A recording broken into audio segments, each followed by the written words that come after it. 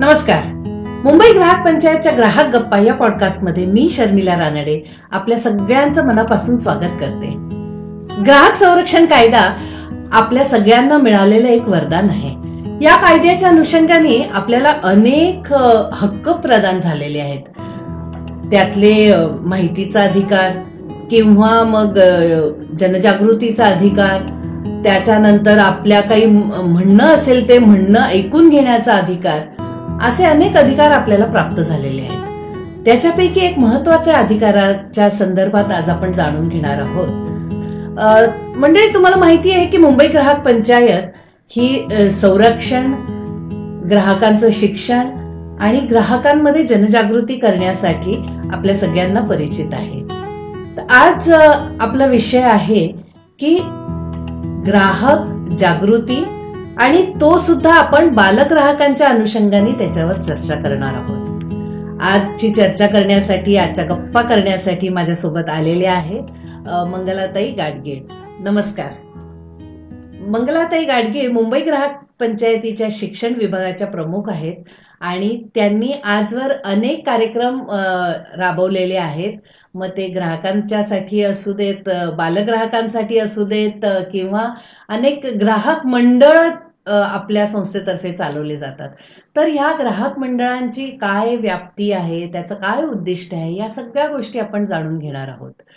ग्राहक पंचायतीचं तुम्ही शिक्षण विभाग सांभाळता, तर शिक्षण विभागाच्या अनुषंगाने काय कामं होतात आणि त्याचं उद्दिष्ट काय आहे? थोडंसं मी मागे जाईन. कुठलीही चळवळ म्हटली की त्याच्यामध्ये दोन भाग मुख्य असतात. एक म्हणजे संरक्षण आणि एक म्हणजे शिक्षण. आता संरक्षण विभाग जे आहे तो आपण नीट छानपैकी आपले सर सांभाळतातच आहे. आता शिक्षणाची जबाबदारी माझ्याकडे आहे.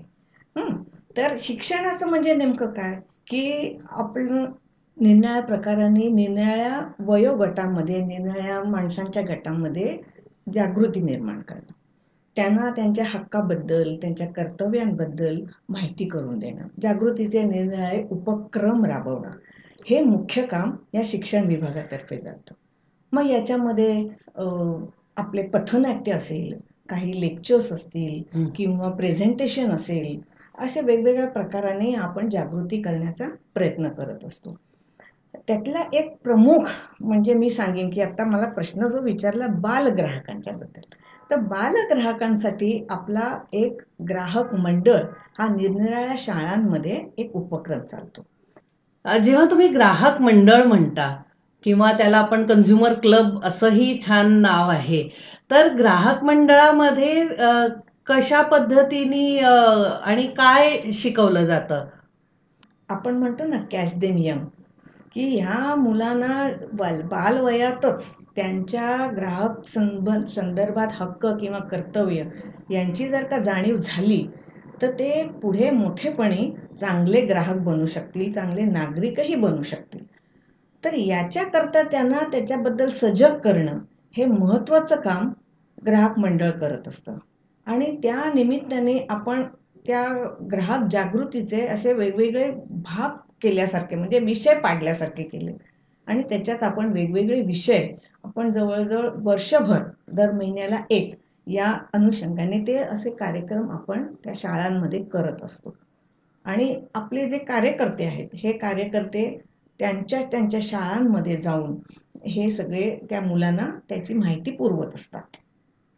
बर, खूप चांगला उपक्रम आहे. तुम्ही म्हणालात तसं कॅच देम यंग अगदी बरोबर आहे. लहान मुलं आज जी बालक आहेत ते उद्याचे सजग नागरिक होण्यासाठी आपला हा उपक्रम नक्कीच उपयोगाला येणार आहे. जेव्हा तुम्ही शाळेमध्ये जाता तर शाळेमध्ये कशा पद्धतीने मुलांना हे विषय सांगितले जातात?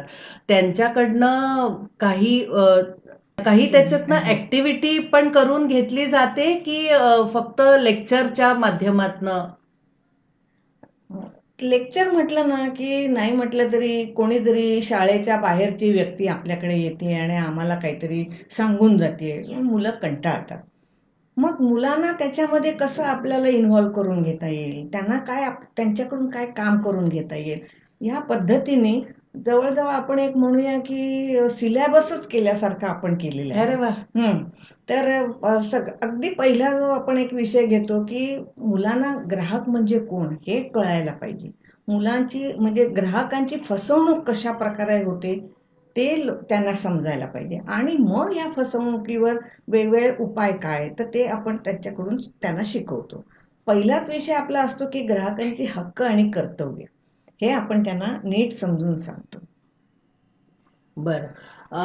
हक्क आणि कर्तव्य हे दोन्ही एकत्रच असतात, एकाच नाण्याच्या दोन बाजू आहेत असं आपण म्हणू शकतो. हक्कांबरोबर कर्तव्यांबद्दलही तुम्ही सांगता.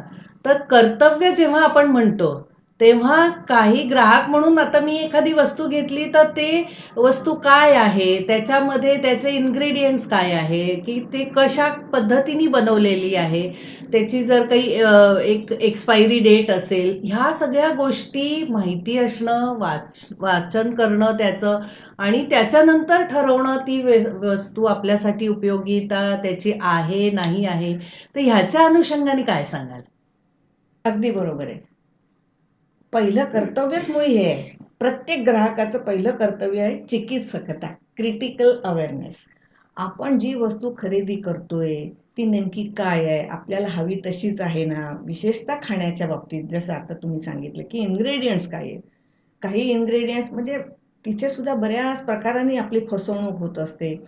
म्हणजे अगदी काजूची बिस्किटं म्हणतात पण त्याच्यात काजूचं प्रमाण किती असतं, म्हणजे इथून ती फसवणूक असते. त्यामुळे आपल्याला ती क्रिटिकल अवेअरनेस किंवा काही वेळेला त्याच्यामध्ये असे इन्ग्रेडियंट्स असू शकतात की ज्याची ॲलर्जी असू शकते. मग ते आपण नीट माहिती वाचतो का, मग त्याच्यामध्ये वेस्टर्न वाचन आलं.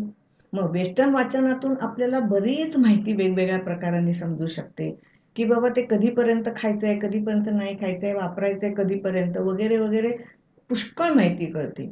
आणि वजनमाप वजनमाप पण बघायला पाहिजे आपल्याला. वजनमापातही फसवणूक होण्याची शक्यता असते आणि म्हणून मग योग्य वजनमाप भाजी वगैरे विकत घेताना, फळं वगैरे विकत घेताना मग तो जो काही आपल्याला तोलून देतोय बरोबर तोलून देतोय ना, म्हणजे त्याची वजन आणि तो वजनाचा काटा दोन्ही प्रमाणीकरण झालेले असले पाहिजे.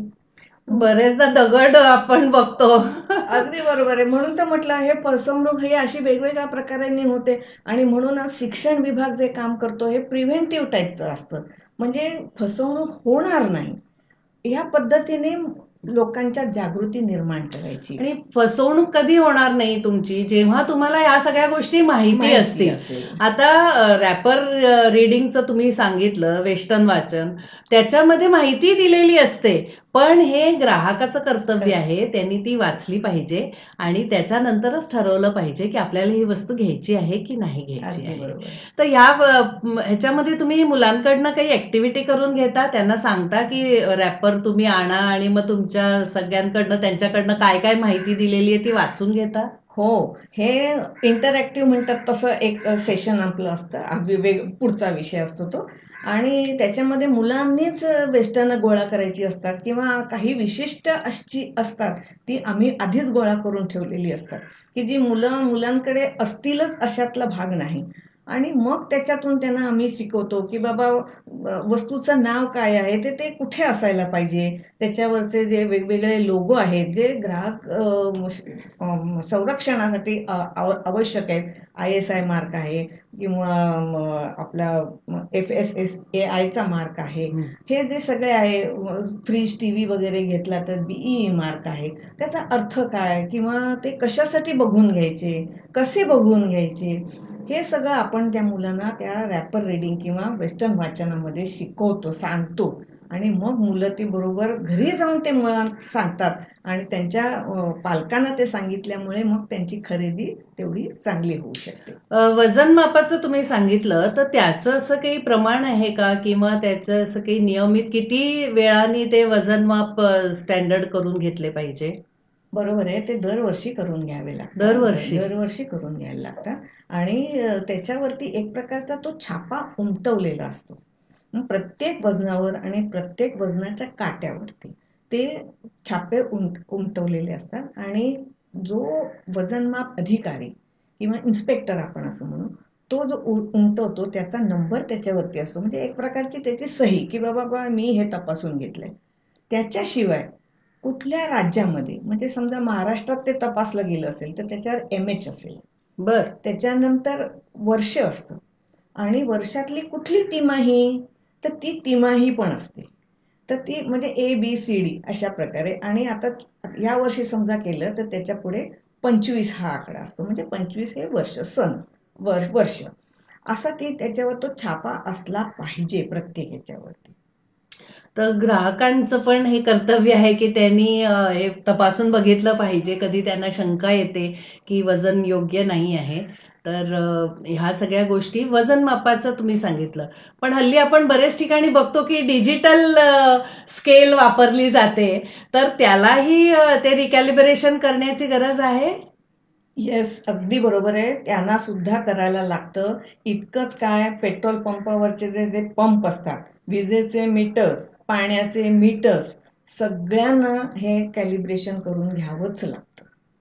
आणि जेव्हा तुम्ही शाळांमध्ये जाता, मुलांना जेव्हा या सगळ्या गोष्टी सांगता, तुम्ही त्यांना प्रॅक्टिकल हे वजनमाप वगैरे सगळे दाखवता का? कसं? हो, जसजसं आमच्याकडे अवेलेबल होतं तसं आम्ही ते दाखवतो. इतकंच काय, अगदी केरोसिनची जी मापं आहेत त्रिकोणी जी असतात आपली, तर ती सुद्धा आम्ही त्यांना दाखवतो. आणि मग ते त्याच्यातून कशी फसवणूक होऊ शकते, मग त्याचा तळ कसा उखडून वेगळा केला जातो किंवा जोरात सोडलं जातं, मग फेस त्याच्यावरती येतो आणि मग ते रॉकेल म्हणजे ते केरोसिन आहे तेवढी ते क्वांटिटी क्वांटिटी कमी मिळते. किंवा त्याला बरोबर. पोचे आलेले असतात, मग पोचा काय बाहेरून नसतो, पोचा नेहमी आतमधूनच असतो, म्हणजे तेवढी परत क्वांटिटी कमी. म्हणजे वेगवेगळ्या प्रकाराने, म्हणजे म्हणाल तितक्या प्रकाराने ती फसवणूक ग्राहकांची चालूच असते. हे नक्कीच माहिती आपल्या बालग्राहकांसाठी खूप उपयुक्त आहे. आणि मला खात्री आहे की ही सगळी माहिती जेव्हा ते शाळांमधनं ऐकतात, तेव्हा ते नक्कीच आपल्या घरी आपल्या आई वडिलांना जाऊन सांगत असतील की आज आम्हाला शाळेमधनं ही माहिती मिळाली. आणि जेव्हा आई वडिलांबरोबर सोबत खरेदीला ते जेव्हा जातात, तेव्हा त्यांना ह्या गोष्टी नक्कीच आठवत असतील आणि त्याचा ते उपयोग करून घेत असतील. आपण कुठलीही वस्तू खरेदी करायची म्हटलं तर त्याला काहीतरी आधार लागतो. कुठेतरी ती आपली पाहिलेली असते, कोणीतरी ती आपल्याला सांगितलं असतं. आणि हे सगळं आपल्याला कळण्याचं कारण मुख्य म्हणजे आपली जाहिरात. तर अनेक जाहिराती येतात आणि जाहिरातींच्या माध्यमातनं छोट्या मुलांना टार्गेट केलं जातं, कारण ते खूप वल्नरेबल असतात की त्यांना माहिती आहे की मुलांनी हट्ट केला तर आई वडील घेऊनच देतात त्या गोष्टी. त्यामुळे जाहिरातींच्या अनुषंगाने कशा प्रकारे जागरूकता केली जाते या सिलेबसमध्ये, आणि काय मुलांना सांगितलं जातं, त्याच्यासाठी काही तुम्ही परत वेगळी ऍक्टिव्हिटी काही घेता का? कारण मला माहितीये की मुंबई ग्राहक पंचायतीकडे आधी ॲडवॉच क्लब नावाची एक यंत्रणा होती आणि तिथे आपण अशा त्या जाहिरातींबद्दल सगळं बघत होतो. ज्या जाहिराती आपल्याला फसव्या वाटत होत्या त्याच्या विरोधात आपण तक्रारी सुद्धा केलेल्या आहेत. आणि चांगले प्रिव्हेंटिव्ह निर्णय म्हणजे किंवा क्युरेटिव्ह असे आपण बदल सुद्धा घडवून आणलेले आहेत जाहिरातींमधनं. नुसती ती बॅन न करून घेता त्याच्यामध्ये बदल करून ती नवीन जाहिरात आपण करायला सांगितलेली आहे. तर ह्याच्या अनुषंगाने काय सांगाल आणि काय आणि कशा पद्धतीने मुलांना शिकवलं जातं? मुळात ॲडव्हर्टाइजमेंट म्हणजे जाहिरातींवर लक्ष ठेवणारी आपल्याकडची एक प्रमुख संस्था म्हणजे ASCI, advertising standard council of India. त्याच्यावर आपले प्रतिनिधी असतात आणि त्यांच्याशी बरोबर आपण बरंच काम केलेलं आहे, अजूनही करत आहोत. तर आत्ता नुकतंच त्यांनी एक ASCI जाहिरातींसंबंधी एक कोड तयार केलेला आहे. मग कोड म्हणजे काय नेमकं, तर जाहिरात कशी असावी, कशी नसावी, त्यात काय असावं, त्यात काय नसावं, हे त्या कोडमध्ये आपल्याला सांगितलं जातं. मग आता आम्ही प्रत्यक्ष जेव्हा सांगतो जाहिरातींबद्दल, म्हणजे तो जो भाग आहे जाहिरातींचा, त्याचे आपण चक्क 2 भाग केलेले आहेत. एक म्हणजे थिअरी पार्ट, म्हणजे आपण त्यांना काय सांगतो, बाबा जाहिरातीमध्ये हे असलं पाहिजे, हे नसलं पाहिजे, किंवा अशा प्रकाराने ते फसवणूक होते. आता जसं एखादा सेलिब्रिटी जेव्हा सांगतो की बाबा ही गाडी चांगली आहे किंवा हा साबण चांगला आहे किंवा काय, आपला पटकन त्याच्यावर विश्वास बसतो. पण तो तिथे फक्त ऍक्टर म्हणून काम करत असतो. बरोबर. डॉक्टर म्हणून जेव्हा एखादा सांगतो की बाबा तू हे हॉस्पिटल चांगलं आहे किंवा हे औषध चांगलं आहे, पण तेव्हा तो फक्त ऍक्टर असतो. त्याने ते प्रत्यक्ष वापरलेलं असतंच असं नाही. अजिबात नाही. म्हणजे आपण हे मुलांना सांगायला लागतं की जाहिरातीमध्ये दिसणारी माणसं ही नेहमी ऍक्टर्स असतात. ती फक्त रोल प्ले करत असतात. आणि त्याच्यात जे ते काही संदेश आपल्याला मिळतो तो नीट तावून सुलाखून पारखूनच आपल्याला घ्यायला पाहिजे, बघायला पाहिजे. हे मुख्य आम्ही त्यांच्या मनावर बिंबवतो. जसे सण बिन आले की अगदी घरगुती वातावरणातल्या जाहिराती वगैरे दाखवल्या जातात, की असं वाटतं की नाही बाबा, हे जर प्रॉडक्ट आपण विकत नाही घेतलं तर काय आपला सण साजरा होत नाही. पण तसं नसतं. त्याच्यामध्ये हे जे खास सणासाठी म्हणून जे पॅक काढले जातात त्याची किंमत जास्ती असते आणि केवळ त्या रंगीबेरंगी खोक्याची किंमत आपण देत असतो. आतल्या प्रॉडक्टची किंमत कमी असते खरं सांगायचं तर. म्हणजे जाहिरातीमधून सुद्धा अशा वेगवेगळ्या प्रकारची फसवणूक होत असते, जी आपल्याला लक्षात यायला पाहिजे. एरवी जाहिराती कशा असतात, चटपटीत असतात आणि चकचकीत असतात आणि त्यामुळे आपण भुलतो त्याला. त्याच्यामध्ये लहान मुलांचा, गोंडस मुलांचा विशेषतः फार चांगला उपयोग केलेला असतो. त्याच्यानंतर प्राण्यांचा, पाळीव प्राण्यांचा खूप छान उपयोग केलेला असतो. कारण ज्यांना प्राण्यांबद्दल प्रेम आहे तर त्यांना ती जाहिरात पटकन आवडते. कार्टून्सचा वापर केलेला असतो. नाच गाणी तर काय 5वीलाच पुजलेली असतात. प्रत्येक जाहिरातीत काही ना काही असतं. प्रत्येक जाहिरातीमध्ये बघा, एक लक्षात घ्या तुम्ही की एक 4 ओळीत संपणारी एक छोटीशी गोष्ट असते. आता गोष्टच का, तर गोष्ट आपल्याला आवडते. आपण नाटक, सिनेमे बघतो, कादंबऱ्या वाचतो, गोष्टीमध्ये आपला जीव रमतो आणि त्यामुळे जाहिरातीमध्ये सुद्धा एक छोटीशी गोष्ट त्यांनी सांगितलेली असते. मुद्दामून लक्ष देऊन बघा.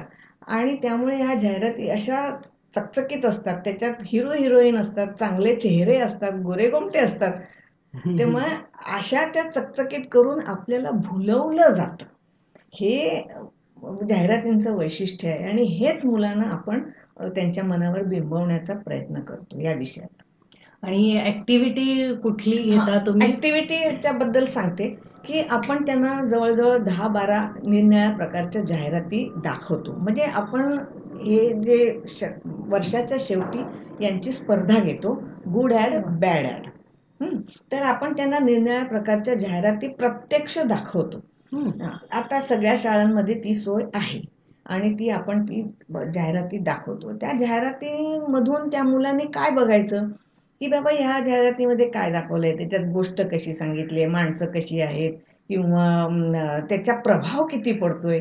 पण ही जाहिरात बघितल्यानंतर मी ती वस्तू खरंच विकत घ्यायला जाईन की नाही, किंवा याच्याबद्दल त्यांनी मत निर्माण करायचं असतं. आणि मग ह्याच्यातून तुम्हाला नेमकी बऱ्याच दाखवल्या जातात, एक 10-12 तरी दाखवल्या जातात. मग त्याच्यातून तुम्हाला कुठली आवडली आणि ती का आवडली. अच्छा. तर ती का आवडली, तर त्या का आवडलीचं जे उत्तर असतं त्याला आपण बक्षिसं पण देतो. अरे वा. त्याचप्रमाणे मला ही अमुक जाहिरात नाही आवडली, का नाही आवडली, मग ते का नाही आवडली त्याचंही स्पष्टीकरण मुलं लिहितात. त्यामुळे त्यालाही आपण बक्षीस देतो. म्हणजे मुलांना हे आकलन होतंय की काय त्याच्यात जाहिरातीमध्ये चांगली गोष्ट आहे आणि काय जे आहे जे चांगलं नाही आहे, किंवा कुठे आपल्याला धोक्याची घंटा वाजती आहे, हे मुलं लक्षात घेतायत, ह्याचा अर्थ आहे. मंगलाताई, जेव्हा तुम्ही शाळांमध्ये जाता तर ह्या सगळ्या गोष्टी आता तुम्ही जाहिरातींच्या संदर्भात सांगितलं, वजन मापाच्या संदर्भात सांगितलं, पण जेव्हा कुठल्या आपण वस्तू खरेदी करतो तर त्याच्यात काय भेसळ आहे का, किंवा हे कशी ओळखायची, ह्याच्या अनुषंगाने पण तुम्ही त्या मुलांना जागरूक करता? हो, तो एक विषय असतोच आमचा. अन्नधान्यातली भेसळ घरच्या घरी सोप्या पद्धतीने ओळखणं, त्याचं डेमॉन्स्ट्रेशन आपण देतो. काही शाळांमध्ये तर आपण मुलांकडून ते करून पण घेतो. अरे वा. पण आता कसं होतं की मुलांकडून करून घ्यायचं म्हणजे मुलांना आधी ट्रेनिंग द्यायला लागतं आणि मुलांना ट्रेनिंग देण्याच्याही अगोदर प्रत्यक्ष भेसळीचा पदार्थ बनवावा लागतो. तरच आपल्याला ती भेसळ, म्हणजे एक चांगला पदार्थ आणि एक भेसळीचा पदार्थ, मग दोन्ही समोरासमोर ठेवून दोघात परीक्षा केल्यानंतर कसा फरक पडतो, काय दिसतं ते मुलांना दिसतं. त्यामुळे आपण मुलांना पण हे दाखवतो आणि मुलांकडून असे प्रयोग करून घेतलेले आहेत. आणि निरनिराळ्या प्रकारे, म्हणजे अगदी आपल्या घरच्या नेहमीच्या दुधाच्या पिशवीपासून ते अगदी मिठाई म्हणा, किंवा तुमची खवा. मुखवास म्हणा, खवा म्हणा, किंवा हे सगळे पदार्थ आपण त्याच्यात घेतो. हळद, मिरची पावडर, मसाले म्हणजे वेगवेगळ्या प्रकारचे. तर त्याच्यामध्ये कशा प्रकारे भेसळ होते किंवा ती कशी ओळखायची आणि कुठल्या हे, वस्तूमध्ये काय मिक्स मिक्स जातं. केलं जातं, तर ते प्रत्यक्ष आम्हाला मुलांना दाखवतो. आता भेसळ म्हणजे कसं असतं की सगळ्यात महागडा पदार्थ असतो त्याच्यात भेसळ नेहमी जास्ती होते, अच्छा. किंवा जास्ती वापरल्या जाणाऱ्या पदार्थात भेसळ जास्ती होते. म्हणून ते दूध किंवा केशर, खवा, याच्यामध्ये भेसळ भरपूर होते. हळद पावडर असेल किंवा मिरची पावडर असेल, हे जे मसाले ते रोज लागतात आपल्याला, तर त्याच्यामध्ये भेसळ होते. आणि ती कशी ओळखायची तर ते आम्ही मुलांना शिकवतो. आणि मुख्य म्हणजे एवढ्यावरच आम्ही थांबत नाही, तर त्याच्यावरती पुढे काय पाऊल उचलायचं तेही मुलांना सांगतो. की तुम्ही FDA म्हणजे फूड अँड ड्रग ॲडमिनिस्ट्रेशनकडे कशी तक्रार करा, तुमचं नाव किंवा तुमचा फोन नंबर दिलात तरी तो ओपन केला जात नाही, फक्त गुप्त ठेवला जातो, तो त्यांच्यापुरताच राहतो. आणि असं लक्षात आलेलं आहे की FDA तर्फे अशा ठिकाणी धाड घातली जाते आणि ते तपासलं जातं. अशा वेळेला मला वाटतं मुंबई ग्राहक पंचायतच्या कार्यकर्त्यांना पण ते सोबत घेऊन जातात का? काही वेळेला धाडी घातल्या जातात तर?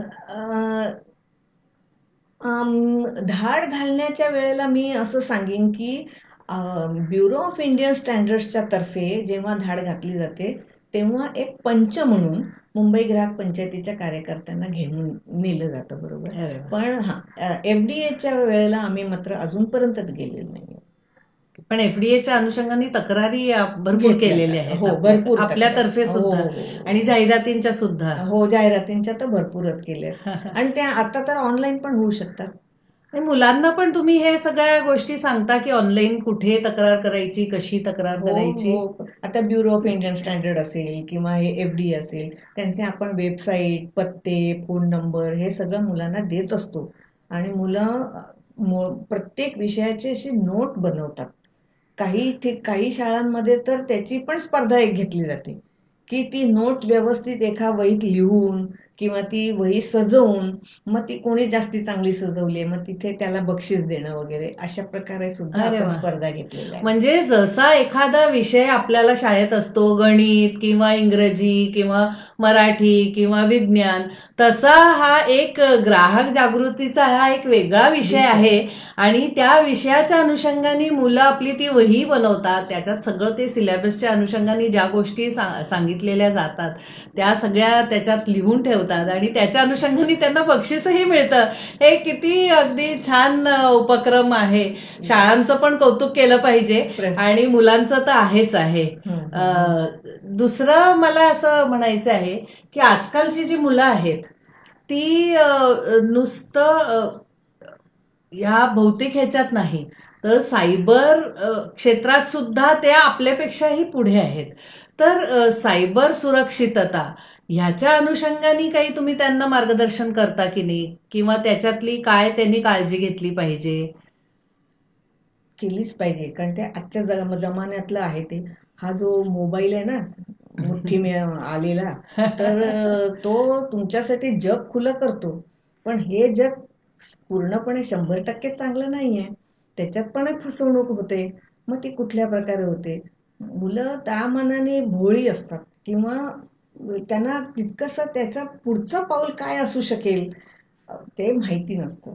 की वेगवेगळ्या प्रकारे व्हॉट्सअपच्या माध्यमातून, ईमेलच्या माध्यमातून, मेसेजच्या माध्यमातून फसवलं जातं. बरं, फसवणारा काय, मी फसवणार आहे किंवा मी बाई आहे किंवा मी लहान मुलगा आहे किंवा काय असं सांगून तुमच्या पुढे येत नाही. ते फेसलेस असतात, त्यांना चेहराच नसतो. आणि मग ह्या मुलांना समजत नाही नेमकं काय चाललंय. इतकंच काय की स्वतः मित्रमंडळी सुद्धा आपापसात अशी एक प्रकारचे बुलिंग म्हणतात, फसवणूक म्हणतात किंवा सायबर बुलिंग. सायबर बुलिंग म्हणजे असंही होतं. मग अशा वेळेला काय करायला पाहिजे, मग ते त्याच्या पुढे कशी पावलं उचलायला पाहिजेत. पहिलं म्हणजे कधीही तुम्हाला धोका निर्माण झाला तर पहिलं काय करायचं मुलांनी, तर ते त्यांच्या पालकांना सांगायचं. पालकांसारखी काळजी घेणारा या जगामध्ये दुसरा कोणी नाही. आपण म्हणतो ना, आई आपली पहिली शिक्षक असते किंवा आई विणा भिकारी किंवा असं आपण जे काही म्हणतो हो ना. ते ते सगळं इथे लागू पडतं. त्यामुळे पहिलं काय करायचं ते पालकांना सांगायचं, आपल्या शिक्षकांना सांगायचं आणि त्यांना मदतीला घेऊन पोलिसांकडे तक्रार करायची. तिथे अजिबात घाबरायचं नाही आणि लाजायचं पण नाही, कारण दोन्ही गोष्टी मारक ठरतात. त्याचा एक नंबर पण आहे 1930 हा सायबर कंप्लेंट्स करण्यासाठीचा नंबर आहे. तर तो सगळ्यांना हल्ली आपल्या मोबाईलवर ती रिंगटोन पण वाजतेच जेव्हा आपण कोणाला फोन करतो तर 1930 हे सगळ्यांनी लक्षात ठेवा. आणि देव न करो कधी अशी कोणावर वेळ आली तर हा नंबर आपल्या गाठीशी असणं केव्हाही चांगलं आहे. आत्ता तुम्ही तक्रारींच्या अनुषंगाने पण बोललात. तर ग्राहक कायद्यामध्ये, ग्राहक संरक्षण कायद्याच्या अनुषंगाने तक्रार करण्याच्या काही त्रिस्तरीय योजना केलेली आहे.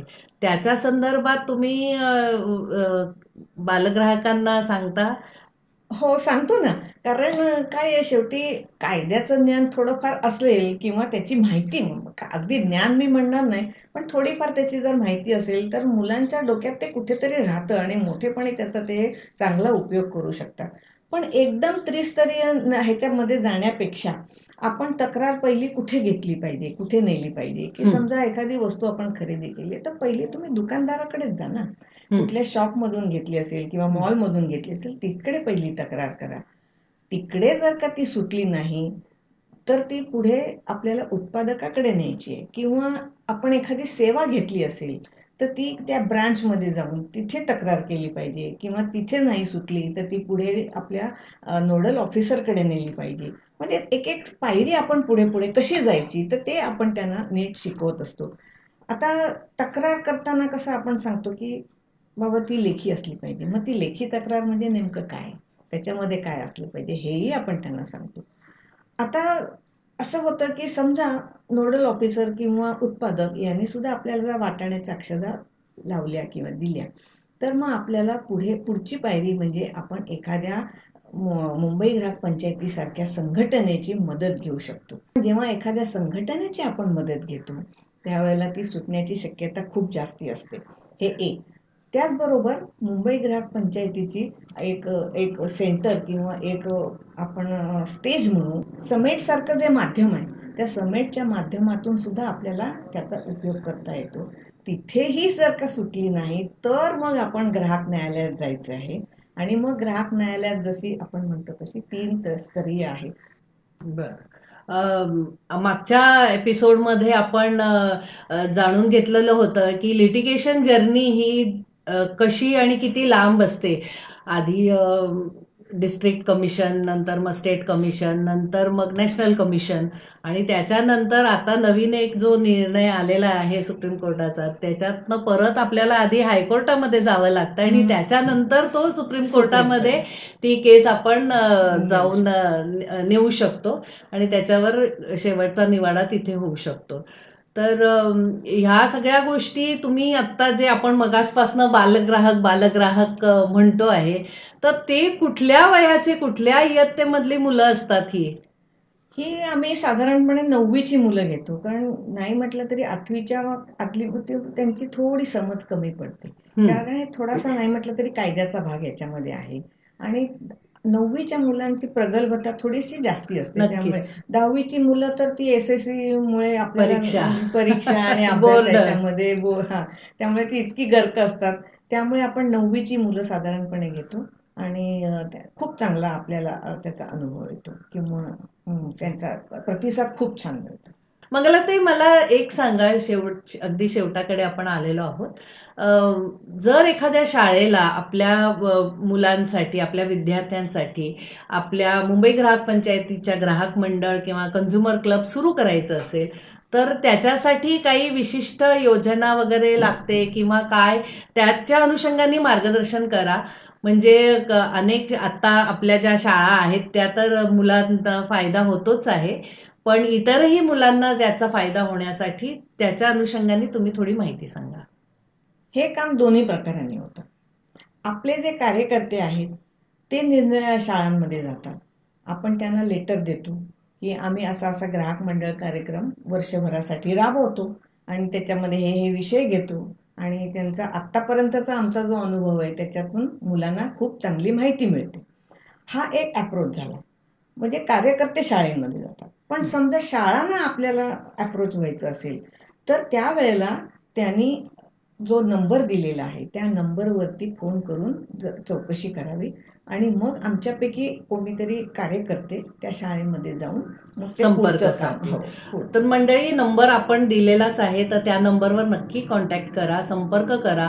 आणि हा जो एक छान इतका उपक्रम आहे मुंबई ग्राहक पंचायतीचा लहान मुलांसाठी, आपल्या बालग्राहकांसाठी, कारण संस्था म्हणून ही आपली जबाबदारी पण आहे, पण त्याच्याच बरोबर ग्राहक म्हणून तुमच्याही काही जबाबदाऱ्या आहेत, त्या तुम्ही नक्की पाळल्या पाहिजे, जेणेकरून तुमची कुठे फसवणूक होणार नाही. आणि एकदा तुम्हाला जर असा काही अनुभव आला तर त्याच्यातनं तुम्ही जेव्हा काही नवीन गोष्टी शिकता तेव्हा त्या तुम्ही तुमच्या अजून 4 लोकांना सांगत असता, तर त्याचा हा कास्केडिंग इफेक्ट असतो जो इतर सगळ्या लोकांपर्यंत पोहोचत राहतो.